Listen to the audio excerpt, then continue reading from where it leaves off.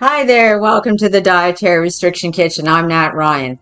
Today in the kitchen, we're going to make another really quick dinner, and that is pasta al tonno. So what we need for that, you probably have most of the ingredients in your cupboard. Very quick and easy. We're going to make it gluten-free, so we're going to use pasta that has no wheat in it. So it's a gluten-free pasta. This is one of my favorites. We're going to use spaghetti today. You can use it on use fusilli or macaroni noodles that are gluten-free if you want as well. And the other ingredient that you need that you might have in your cupboard is tuna. So a can of tuna, a bit of pizza sauce. Oh, here we go. Pizza sauce. We're going to cut up a bit of tomato. So there it. And a little bit of onion. And yeah, we have some olive oil in our pan. And we're just going to, if you want to add a little cheese, you can add a little bit of dairy-free cheese less way. That's what I'm going to do at the end. Or you can even, if you have a dairy-free cream cheese, you can add that to it as well. So very versatile. So we're going to get started. I'm actually already got my pasta cooking on the other burner. And we only have to have a small frying pan. And that's it. So let's get started on it now.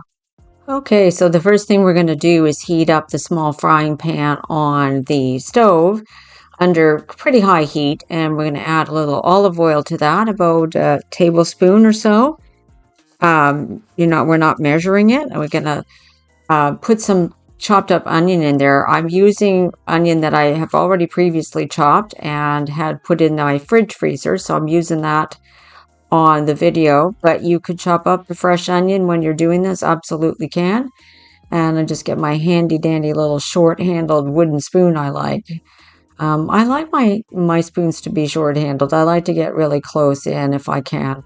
So breaking those onions up, okay, letting them have a little bit of a saute, and then we're going to add some chopped up tomato. You can also use a bit of canned tomato if you want to.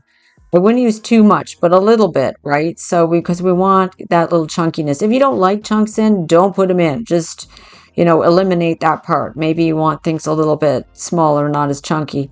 So I'm going to add a bit of garlic powder. So I'm doing about that, about a half of a teaspoon of that, turning down my heat a little bit.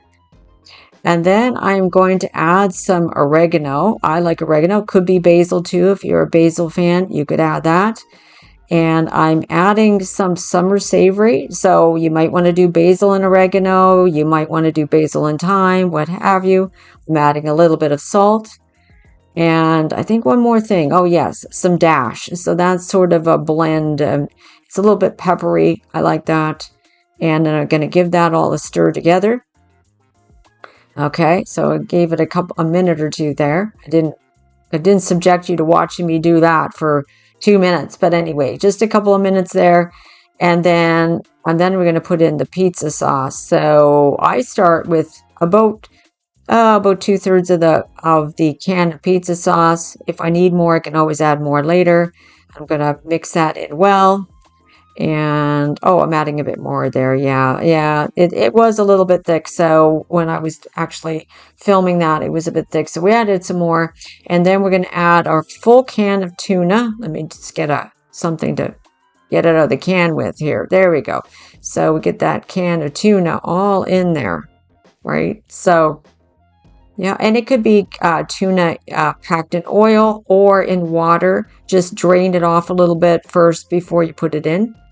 So especially if it's in water, but also if it's in oil, do you want all that oiliness? So we're going to mix that all up in there. Good. I turned down the heat again as well, so that it wasn't going to be like, going Mount Vesuvius. And I'm adding the rest of that pizza sauce because, yeah, I needs it a little bit more of that. So pretty much a whole can pizza sauce, the whole of a small can of pizza sauce.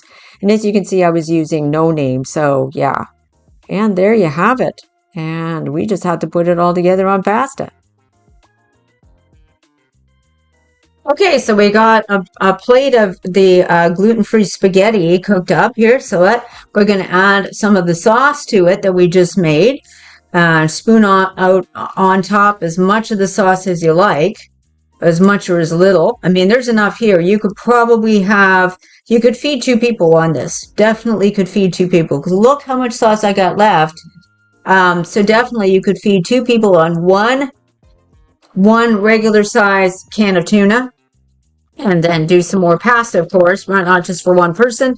And then I'm going to take some of my gluten-free, or I should say dairy-free feta, which I like to call fake feta, and I'm going to just sprinkle some over the top to add a little bit of cheesy flavor. If you wanted to, you could put the feta, the dairy-free feta, right in the sauce and let it melt in. If you want to do it that way, you can add some dairy-free cream cheese.